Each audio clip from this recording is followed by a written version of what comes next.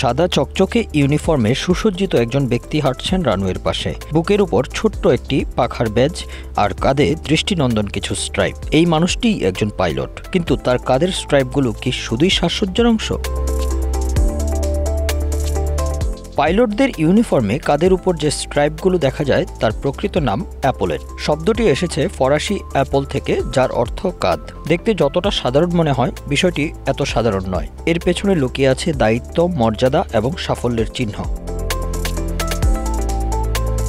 একটি স্ট্রাইপ, এটি পড়েন ক্যাডেট পাইলটরা, যারা এখনও প্রশিক্ষণে আছেন, অভিজ্ঞ প্রশিক্ষকের সঙ্গে উড়োজাহাজ চালানোর পাঠ নিচ্ছেন।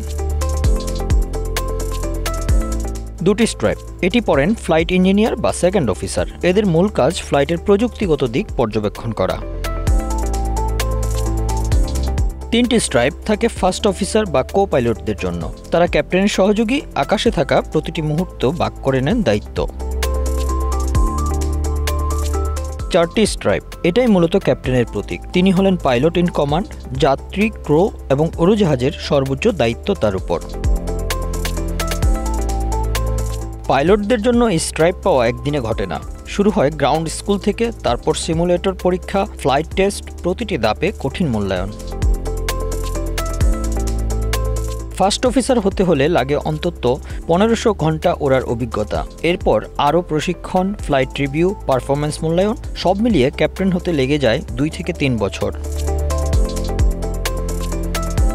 স্ট্রাইপ সিস্টেম শুধু কোনো এক দেশের নয়, এটি আন্তর্জাতিকভাবে স্বীকৃত। যুক্তরাষ্ট্রের ফেডারেল এভিয়েশন অ্যাডমিনিস্ট্রেশন এবং ICAO এই নিয়ম মানে। তবে রং, পুরুত্ব বা ডিজাইনে কিছু পার্থক্য থাকলেও অর্থে এক। দায়িত্ব এবং যোগ্যতার প্রতীক হিসেবেই বিশ্বজুড়ে সমাদৃত এই স্ট্রাইপ। এই স্ট্রাইপের শেকড়ের ইতিহাস অনেক পুরনো। 1700 শতকের সামরিক পোশাকে দেখা যায় প্রথম অ্যাপোলেট। তখন কাঁধের ফিতা সামলানো বা কাঁধ রক্ষা করার জন্য ব্যবহৃত হতো। নেপোলিয়ন বোনাপার্টের সেনাদের কাঁধে থাকা জলমলে অ্যাপোলেট সেটিই হয়ে উঠেছিল সম্মানের চিহ্ন। 18 শতকের শেষ দিকে ব্রিটিশ ও মার্কিন সেনাবাহিনীর ইউনিফর্মেও ঢুকে পড়ে এই ডিজাইন। ধীরে ধীরে ভারী গাঁথুনির বদলে আসে হালকা ব্যাজ ও স্ট্রাইপ। প্রথম বিশ্বযুদ্ধে সামরিক বিমান বাহিনীতে অ্যাপোলেট দেখা যায়। এরপর 1930-এর দশকে বাণিজ্যিক ফ্লাইটে পাইলটদের জন্য ইউনিফর্ম বাধ্যতামূলক করা হয়। প্যান আম নামক এয়ারলাইন তাদের পাইলটদের জন্য নেভি অফিসারদের আদলে ইউনিফর্ম তৈরি করে। সেখান থেকে শুরু, অ্যাপোলেট হয়ে ওঠে পেশাদারিত্বের ছাপ। Bangla affairs news desk.